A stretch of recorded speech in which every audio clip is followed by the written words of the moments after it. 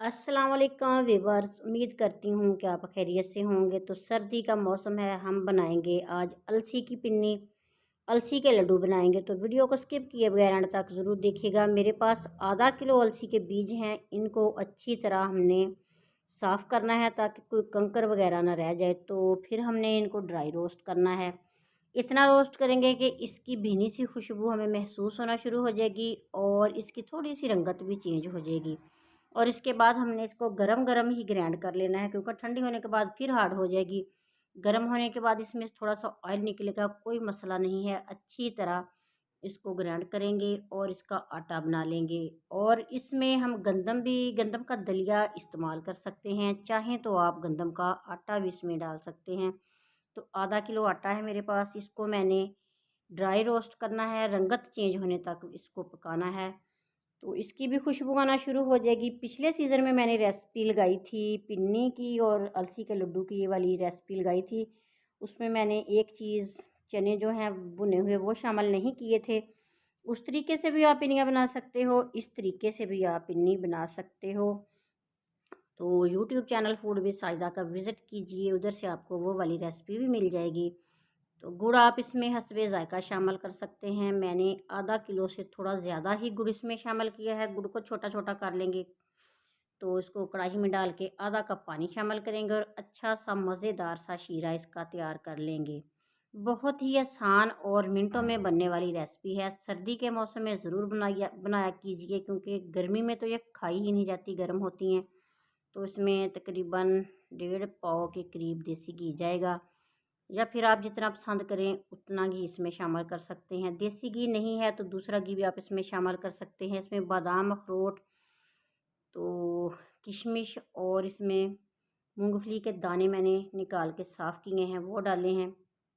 बादाम भी इसमें थोड़े से डाले हैं। तो इन सारी चीज़ों को हमने मिक्स करना है चाशनी में, और इसके बाद चूल्हा बंद कर देंगे। और ये देखें, एक प्याली भुने हुए चने मैंने ग्राइंड करके इसमें शामिल कर दिए हैं। अगर आपको अलसी के लड्डू में चने नहीं पसंद तो आप स्किप कर दीजिएगा। ये वैसे ही ताकत के लिए और सर्दी के मौसम में सर्दी से बचने के लिए ये एक ग़िज़ा बनाई जाती है। ये बहुत ही बूढ़े बुज़ुर्गों के लिए तो बहुत ही अच्छी है। तो इसमें आटा भुना हुआ शामिल कर दिया है, भुनी हुई इसमें अलसी पीस कर मैंने शामिल की है।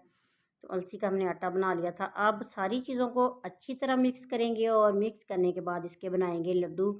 और ये भी याद रखिएगा कि इसको ज़्यादा ठंडा नहीं होने देना, नीम गर्म ही हमने इसके लड्डू बना देने हैं। अगर ये ठंडी हो गई तो हार्ड हो जाएंगी, फिर ये बनाना मुश्किल हो जाएगा। थोड़ा हाथ तो जलेंगे, लेकिन इसको हमने गरम गरम ही बनाना है। सारी चीज़ें आपके सामने हैं, स्क्रीन पे आपको नज़र आ रही होंगी कि अच्छी तरह मिक्स हो गई हैं। अब हमने इसके बनाने हैं लड्डू। वीडियो आपको कैसी लगी कमेंट बॉक्स में ज़रूर बताइएगा। और ये भी बताइएगा कि आप किस मुल्क, किस शहर, कहाँ से बैठ के ये वीडियो देख रहे हैं। अल्लाह ताला आप सबको अपनी ज़बान में रखे और बहुत सी ढेरों खुशियाँ देखना नसीब करे।